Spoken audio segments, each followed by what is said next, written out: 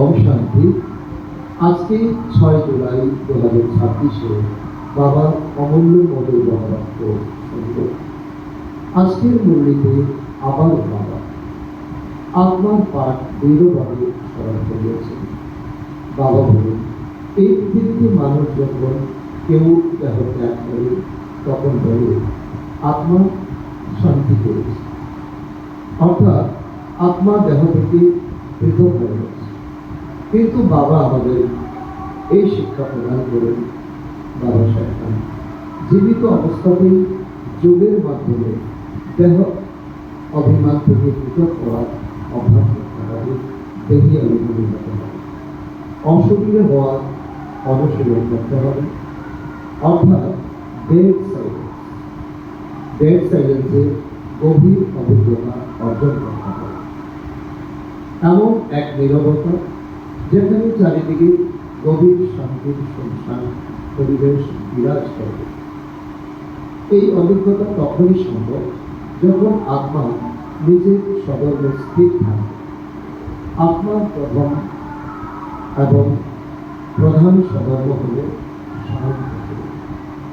সেই শান্ত স্বরূপে স্থির থেকে নিজেকে প্রতিষ্ঠিত করতে হবে এবং অন্যদের সেই শান্ত অবস্থায় স্থির হতে অনুপ্রাণিত করতে হবে।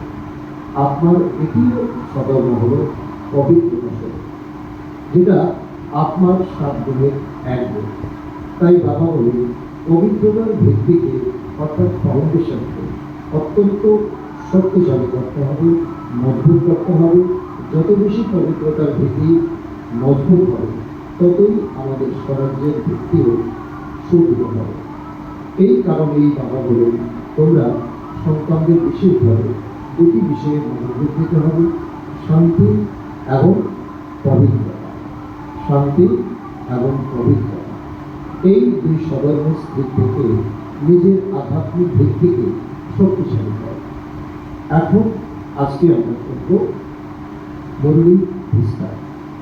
ওম শান্তি। আজকে বাবা বলেছেন, মিষ্টি বাচ্চারা, জীবিত অবস্থাতে এই শরীর দেহ থেকে পৃথক হয় না। জীবিত অবস্থাতে এই শরীর থেকে পৃথক হয়ে যাও। অশরীরী হয়ে বাবাকে স্মরণ করো। একই বলা হয় ডেড সাইলেন্স। আজকের মুরলি থেকে প্রশ্ন, বাচ্চারা, তোমরা এখন নিজেদের ফাউন্ডেশন মজবুত করছো এবং কিসের আধার? উত্তর, পবিত্রতার আধার। আত্মা যত পবিত্র অর্থাৎ খাঁটি সময় পরিণত হতে থাকে, ততই শক্তপোক্ত হতে থাকে। এখন বাবা স্বরাজ্যের ফাউন্ডেশন এত শক্ত করে স্থাপন করেন যে আধার বন্ধ সেই ফাউন্ডেশনকে কেউ নাড়াতে পারে। তোমাদের রাজ্য কেউ ছিনিয়ে নিতে পারে। আজকের গীত ওম নমঃ শিবায়। ওম শান্তি। বাবা বলে, আমাকে স্মরণ করো, অর্থাৎ অশরীরী হও, অর্থাৎ ডেড সাইলেন্সের অনুভব করো। যেমন বাবা উদাহরণ দিচ্ছে, যেমন মানুষ মারা গেলে ডেড সাইলেন্স পায় না। যখন সন্ন্যাসীরা যখন শরীর ত্যাগ করে, মুহূর্তের মধ্যে এই স্থান একেবারে শুনশান হয়ে যায়। বলে যে এনার শরীর শান্ত হয়ে গেছে, আর কথা বলবে না, আর চোখে বলবে না। শরীর এবং আত্মা পৃথক হয়ে গেছে, শেষ হয়ে গেছে, ডেড সাইলেন্স হয়ে গেছে। বাচ্চারা, এখানে তোমরা যখন বসো তখন একে কি বলা হয়? ডেড সাইলেন্স বলা হয়। জীবিত থেকে অশরীরী হয়ে যাও।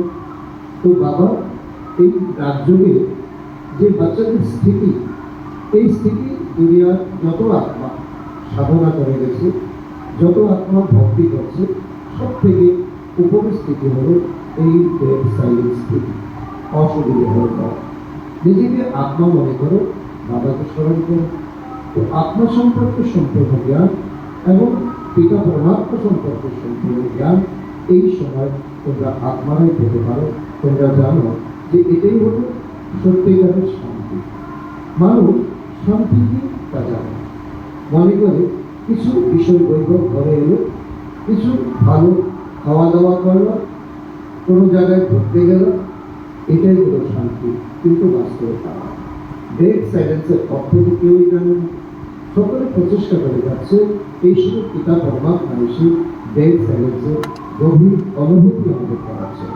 ডেড সাইলেন্স কেন বলা হয়? স্মরণ করায় উনি মারা গেছে, স্মরণ করা গেছে।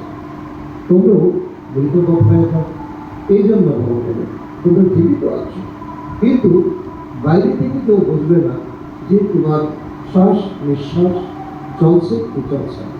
তুমি জীবিত আছো কি মৃত হয়ে গেছো। এমনই তোমার শারীরিক স্থিতি এবং এই পরিবেশ ততটাই শান্ত হয়ে যাবে। সেজন্য বাবা বলে তোমরাও মৃতবোধ হয়ে যাও, শান্ত হয়ে যাও। এই অনুভূতি অন্যকে বলাতে পারবে। এই শান্তি যে ভাইব্রেশন সকলে অনুভব করবে। বড় বড় ব্যক্তিরা গান্ধীজির সমাধিস্থলে যায়, সেখানে গিয়ে বলবে অর্থাৎ শান্তিতে বসে।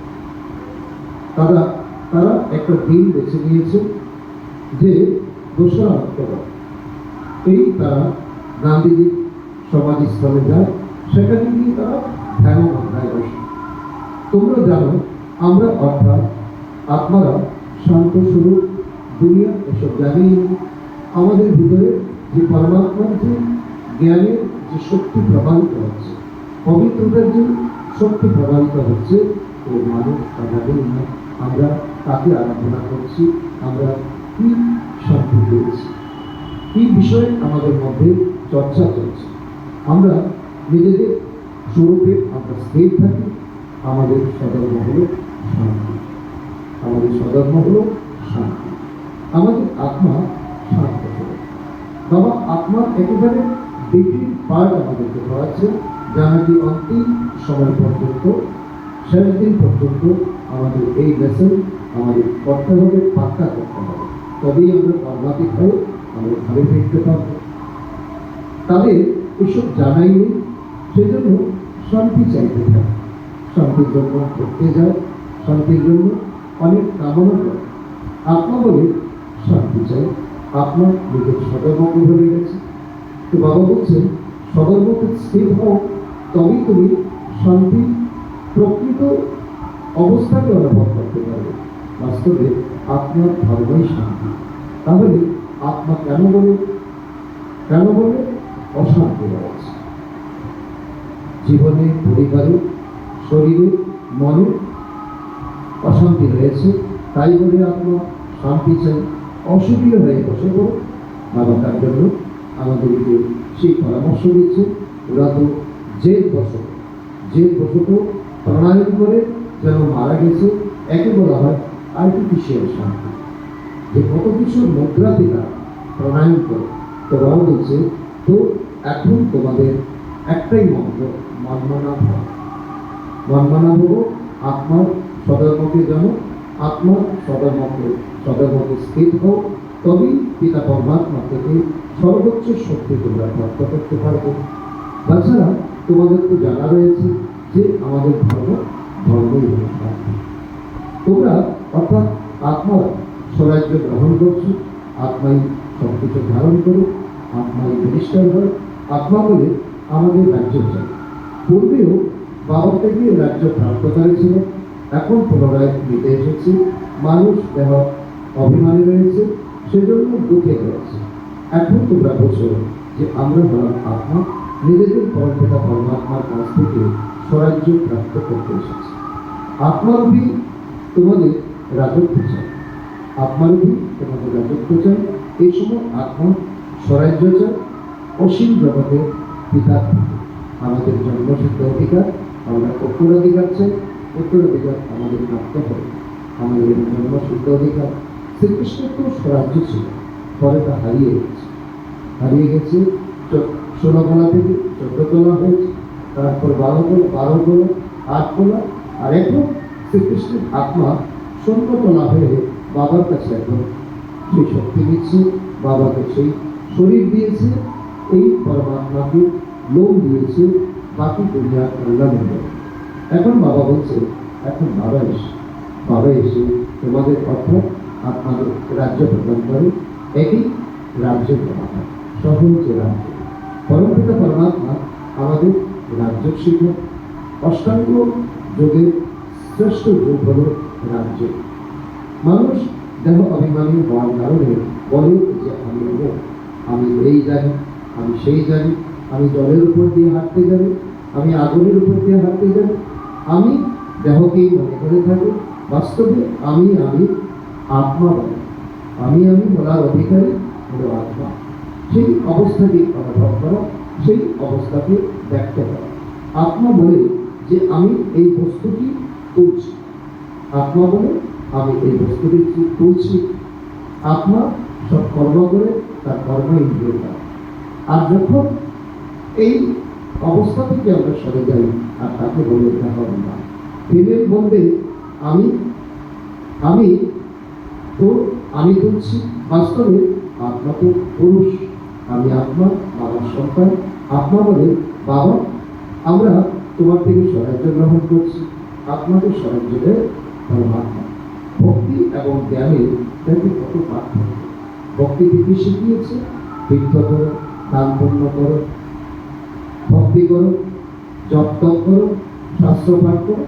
আর বাবা বলছে যে এই জ্ঞান মার্গ হলো যে ঘরে বসে থেকে তুমি নিজের ধর্মকে থেকে অনুভব করো, বাবাকে স্মরণ করো। শিবের মন্দিরও না, অবিচারী ভক্তির জন্য শিবলিঙ্গ বানো, সর্বাধিক ঘণ্টাধ্বনি শিবের মন্দিরে বাজে। কারণ ওদের জায়গা মন্দিরে গিয়ে ভক্তরা যখন ঘণ্টাধ্বনি করে, এটা শিবকে জাগানো না, এটা শিবের ভক্ত যারা এখানে সেখানে আছে, যারা লুকিয়ে আছে, যারা এখনো ঘুমন্ত অবস্থায় আছে, তাদেরকে জাগানোর জন্য এই জাগ্রত করে সকলকে। সকাল সকাল ব্যান্ড বাজে। এখানে বাবা বাচ্চাদের জাগ্রত করে দেবতায় পরিণত করে। এখানে ঘণ্টাটি বাজানোর কোনো কথাই নেই। এই গ্রাম মার্গ হলো একেবারে বেড সাইডে। তাতে কোনো রকম মিউজিকও লাগে, কোনো গানেরও কোনো প্রয়োজন নেই, কোনো ঘণ্টাধ্বনির কোনো প্রয়োজন নেই। বাবা বলেন বাচ্চারা, তোমরা স্বরাজ্য চাও তো আগে পবিত্র, এটাই হলো মানদণ্ড, এটাই হলো ফাউন্ডেশন। এই অবজেক্ট তোমাদের ভর্তিতে থাকে। স্টুডেন্টরা বলবে আমরা এই ম্যাট্রিক পাস করে তারপর এই করব, আমরা এই করবো, চাকরি করব, আমি এন্ট্রান্স দেবো, আমি আরও উচ্চতর ডিগ্রি নেব। সন্ন্যাসীরা চাইবে আমি যেন শান্তি পাই, আমি যেন মুক্তি পাই, আমার জন্য মুক্ত হয়। একটি গল্প আছে, রানীর গলার হার পড়ে গিয়েছে, অর্থাৎ একটু নিচে পড়ে গিয়েছে, আর ঘুরছিল বাইরে ঘুরছিল। সেনাদেরকে অর্ডার দেওয়া হলো, কেউ জলে ঘুরছে, কেউ বাগানে ঘুরছে, কেউ স্নান ধরে ঘুরছে। আর ওরা অর্থাৎ সন্ন্যাসীরা শান্তি বাইরে ঘুরছে, কিন্তু আত্মা তো স্বয়ং শান্ত। আত্মা নিজের শরীরকে ধরে স্বয়ংকে শরীর মনে করে বসে পড়েছে। এখানে কোনো পার্থক্য, এখানে কোনো ভুল। বাবা পুনরায় আমাদের স্মৃতি ফেরা যে বাচ্চারা তোমরা হলে আত্মা, তোমরা আত্মারাও 84 জন্ম ভোগ করছো, অর্থাৎ এক দেহ থেকে অন্য দেহ। এই সমস্ত কথা অন্য কেউ বোঝাতে পারে না। বাবা বলে তোমাদের নিজেদের জন্ম জানো, আমি বলে দিই তোমরা হলে ব্রহ্মা কুমারী। বাবা বোঝায় পবিত্রতার জ্ঞান ব্যতীত ধারণা আসতে পারে না। অতীত বলেছিল বাঘের দুধের জন্য কি চাই? সোনার পাত্র চাই। বাঘের দুধ যদি কোনো অন্য পাত্রে রাখা হয় তাহলে ছেদ হয় না। এই প্রকৃতিতে কত সুন্দর মহিমা রয়েছে। আর এখানে বাবা বলছেন যে এই জ্ঞান রূপী বাঘের দুধ তোমাদের বুদ্ধি রূপী সোনার বর্তনে, সোনার পাত্রে রাখতে হবে। অর্থাৎ এই জ্ঞানকে, পরমাত্মার এই জ্ঞানকে মর্যাদা দিতে হবে, তবেই দেখবে তোমাদের জীবনে এবং তোমরা যাকে বোঝাচ্ছ তার জীবনে পরিবর্তন আসবে। এখানে তো সোনার পাত্র ছিল, বাবাকে স্মরণ করলেই আত্মা সোনা হয়ে যায়, বাবাও খাঁটি সোনা। আত্মা যখন বাবাকে স্মরণ করে তখন জ্ঞান লাভ করে, এগুলো খাঁটি সোনা, পবিত্র ছিল। জ্ঞানের এরকম ফল লাভ কারণই হয় না। বাবা বলেন, আমি আত্মারা তোমাদের সাহায্য প্রদান করি। এই সাহায্য তখনই পাওয়া যাবে যখন পুরানো সৃষ্টির অন্ত এবং নতুন সৃষ্টির আদি অর্থাৎ আরম্ভ হবে। এই জন্য বাবা বলছে, এই সময় হলো পুরানো সৃষ্টি আর তার আদি হবে সত্যযুগ। মানুষের কাছে পার্থিব জগতের রাজত্ব রয়েছে, দালান বাড়ি, পাকা বাড়ি রয়েছে, ধন সম্পদ রয়েছে। অসীম জগতের রাজত্ব মানুষ কখন পায় না। বিশ্বের মালিক হতে পারে না। বাবার মাধ্যমে এই সময় তোমরা হয়ে যাচ্ছে। বাবা তোমাদের অনেক বড় লটারি দিচ্ছে। তোমাদের 84 জন্মের কথা কেবল ঈশ্বর পরমাত্মারই জানা আছে। দেবতারা নিজেদের জন্মকে জানতেই পারে না। আর সত্যযুগে এই রূহানি জ্ঞান থাকবে। যদি জেনে যায় তবে তারা দুঃখী হয়ে পড়বে। সিঁড়ি থেকে নিচে নেমে যাবো। দেবতাদের জীবনে এমন কষ্ট আসবে, তখন তাদের সুখের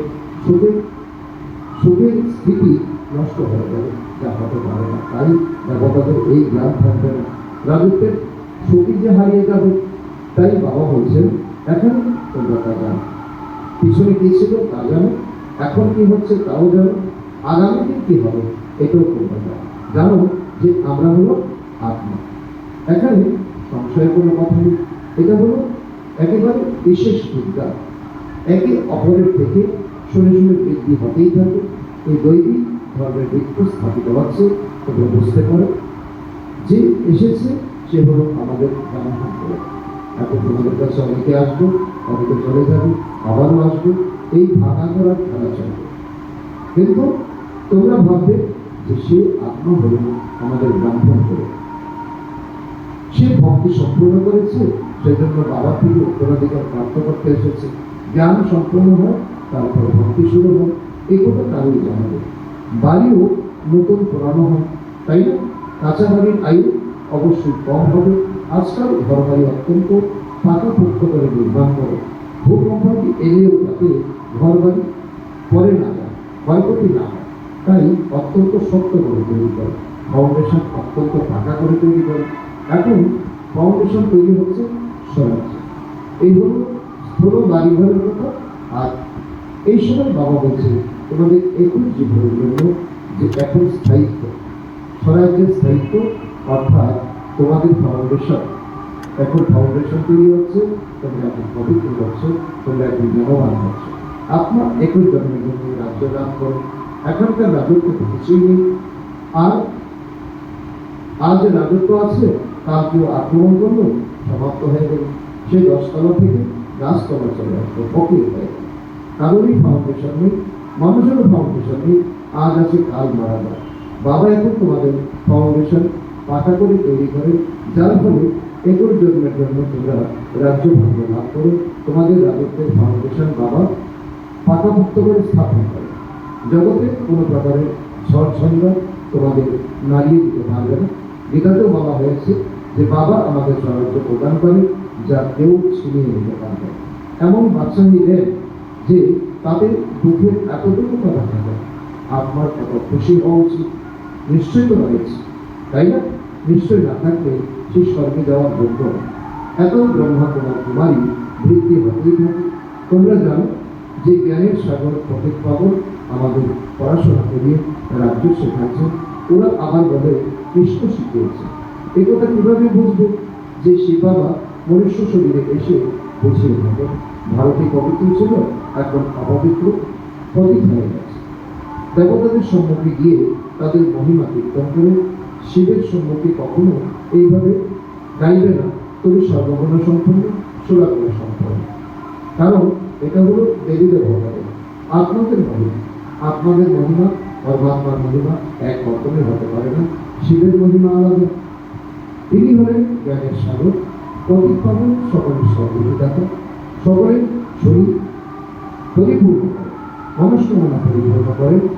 তিনি বলা না আমাদের থেকে একেবারে শেষ হয়ে যাওয়া, আমাদের পরিপূর্ণ হয়ে যাওয়া জিনিসকে নিয়ে তিনি আমাদের মহামূল্য জিনিস উপহার করেন।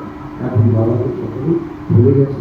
কারণ পিতা পরমাত্মাকে আহ্বান করে যে তুমি এসে দুঃখ দূর করো, সুখ প্রদান করো। দুঃখ হরণকারী, সুখ প্রদানকারী তো একজনই, আমাদের পিতা পরমাত্মা। ওনার মতই হল শ্রেষ্ঠ মত। তা হল শ্রী শ্রী ভগবানের নাম, যার দ্বারা তোমরা বাচ্চারা শ্রেষ্ঠ হয়। গভর্নমেন্টও বলে যে এই হলো শ্রেষ্টাচারী দুনিয়া।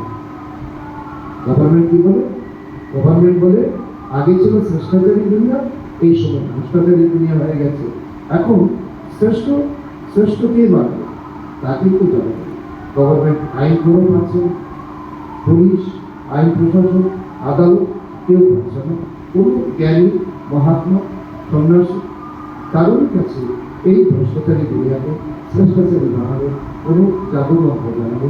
মনে করে যে সাধুরা ভালো, কিন্তু তারা তো শ্রেষ্ঠী পরিণত করতে পারবে না, তারা নিজেরাই ভ্রষ্ট হয়ে গেছে।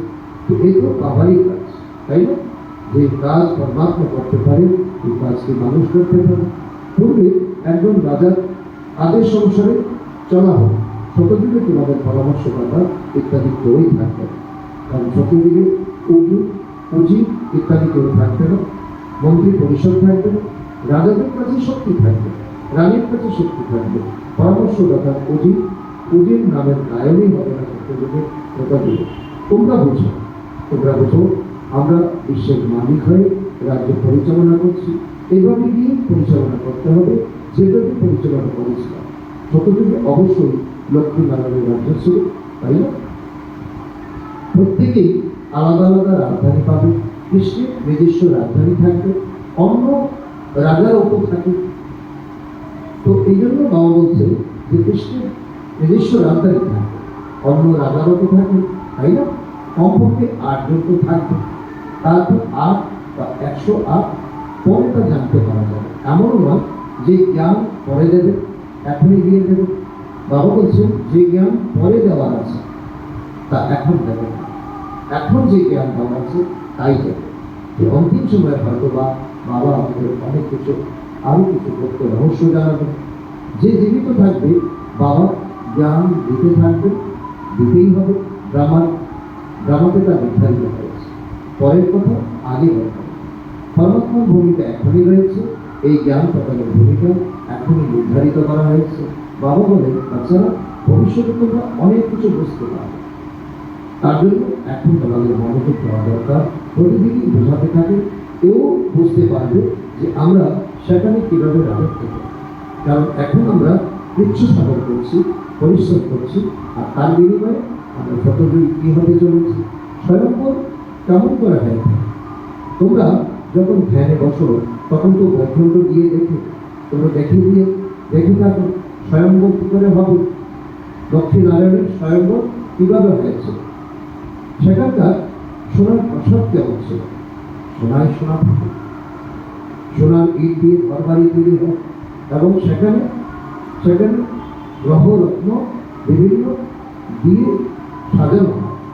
তো বাবা বলে তো সোনা নিজেকে পারস্পরিকে দেখো। তোমরা যখন ধ্যানে যাও সোনার পিঠের ঘর বাড়ি নির্মিত হচ্ছে, তো মনে ভাবে অল্প কিছু ইট নিয়ে যাও যখন তোমাদের ধ্যান হয়। কারণ তোমরা তো গেছো এই দুনিয়া থেকে, দুঃখের দুনিয়া থেকে, অভাবের দুনিয়া থেকে। যখন স্বাচ্ছন্দ্যের দুনিয়া দেখবে তখন মনে হবে জবটা নিয়ে যাও। পুনরায় যখন নেমে আসো তখন নিজেকে একখানে স্বপ্নের ধ্যানে মীরাও নিজেকে দেখতো কৃষ্ণের সঙ্গে রাসলীলা করছে। তোমরা সত্য লোকে যাও, সেখানে হার মাংস অর্থাৎ সেখানে শরীর থাকে না, পরিষ্কার হয়ে যায়। তোমরা পরিষ্কার হয়ে সেখানে যাও, পরিষ্কার দুনিয়া দেখো, ব্রহ্মার সূক্ষ্ম শরীরও সেখানে দেখতে পাওয়া যায়। তো এখানেই পরিষ্কার হয়ে যায়। তোমরা বাগান বাগিচারি দেখতে থাকো, কবিরস পান করো, এসব বাবা সাক্ষাৎকার করো। তোমরা বলো বাবা আমাদের কবিরস অর্থাৎ স্বর্গের একরকম অমৃত অর্থাৎ পানীয় বস্তু পান করা। এখন সূক্ষ্মরূপিত পান করাতে পারবেন না, কারণ সূক্ষ্ম বতনে তো কোনো গাছপালা ইত্যাদি নেই। ফল কোথা থেকে আসবে? বৈকুণ্ঠে ফল ফুল অতি উন্নত মানের, উৎকৃষ্ট মানের হয়। সূক্ষ্ম লোকে তো বাগান থাকে না। তোমরা বলো যে বাগানে গিয়েছিলাম সেখানে পেজ ছিল, সে তো বৈকুণ্ঠ হয়, তাই না? কারণ দেখা আর বর্ণনা তার মধ্যে পার্থক্য পাওয়া যায়। বৈকুণ্ঠের বৈভব এখনই পাওয়া যাবে না, সূক্ষ্ম বর্ণনা পাওয়া যাবে না। ওখানকার বৈভব অত্যন্ত ফার্স্ট ক্লাস থাকে। বাবা বলে আমি তোমাদের বৈকুণ্ঠের মালিক করে দেব। তোমরা স্বর্গের মালিক হয়ে যাবে। এখানে তো দুঃখিত কোনো এমন মানুষ নেই যে এরকম বলবে, হে ঈশ্বর দুঃখ থেকে মুক্ত কর। দুঃখের স্মরণ করে কৃষ্ণের পূজারীরা বলবে কৃষ্ণ বল, হনুমানের পূজারীরা বলবে হনুমানের জয়। এখানে বাবা বলে আমার কথা বাবাকে স্মরণ করো, এর মধ্যে তোমাদের গর্ব, এর মধ্যে তোমাদের প্রাপ্তি এমনভাবে স্মরণ করো যাতে অন্তিম সময়ে আর কারোর স্মৃতি না আসে। পাপ স্খলনের জন্য কাশিতে গিয়ে কাটা শোল দ্বারা বিশেষভাবে নির্মিত এক কোয়ায় ছাপ দিত, একবার সেটা বন্ধ হয়ে গেছে, তাকে কাশি কারবার বলা হয়। তো সেখানে পূর্বে কৃত পাপের জন্য এমন অনুভব হবে যেন জন্মান্তরের পাপ সাজা হয়ে গেছে। চিন্তা করে অনেক পাপ করেছে, তাই না? তবে তো তার সংকল্প হতো, তবে তো সেই কুয়োতে গিয়েছে ছাপ দিত। একই বলা হয় পাপ আপনাদের আপনার হলো পাপি, আপনিই বাবাকে ডাকুন হে পরমাত্মা, হে পরমধাম নিবাসী শিব বাবা। ওনার প্রকৃত নাম তো একটাই, শিব বাবা। তিনি হলেন আপনাদের পিতা। রৌদ্রের সঙ্গে শালগ্রাম শব্দটি শোভনীয় হয়। শিব এবং শালগ্রাম শোভনীয়। মাটি দিয়ে শিবলিঙ্গ তৈরি করে থাকে, তখন শালগ্রাম তৈরি করে অনেক হাজার হাজার প্রতীক পাবন তিনি। আর তোমরা বলে এই সময় খোদাই ঠিক মতো, তাই না? এখানে যজ্ঞ রচনা করে ভারতীয় হল সর্বাপেক্ষা উচ্চ, কিন্তু দেবতা ধর্মকে ভরে গিয়ে তোমরা কি বলো? এখন তোমাদেরকে হিন্দু হয়, তোমাদের হলো বাস্তবে আদি সনাতন দেবী দেবতা ধর্ম। সে তো চলতে থাকা উচিত, হিন্দু ধর্ম হয় না, তা হয় না। বিবেক কিন্তু তা বলবে।